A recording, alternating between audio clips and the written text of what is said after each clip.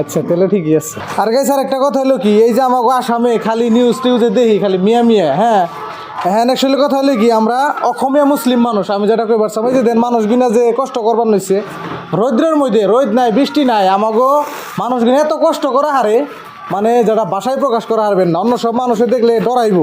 এই দিনারা দেন কি কষ্ট করে এই যে বিল্ডিংটা বানাইতেছে, রোদ নাই বৃষ্টি নাই ইনাও আছে। আমাকে মুসলমান মানুষ যারা কষ্ট করে আল বাবা মাছ মারা সবজি খাত করা ভাত কামাই করা শাকে বেশি করে, সেকে বেশি করে, হ্যাঁ এই বড় বড় পরিশ্রম গুণা করা।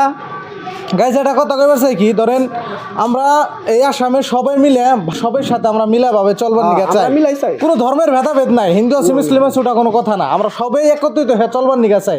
আমরা অসমীয়া মুসলিম, আমরা অসমীয়া। তো যাই হোক বহুতই ভালো লাগছে আর কি দাদিকে এখানে এই যে দেখতেছেন এই যে ময়না রেডি হয়েছে গান গাইবো সুন্দর সুন্দর।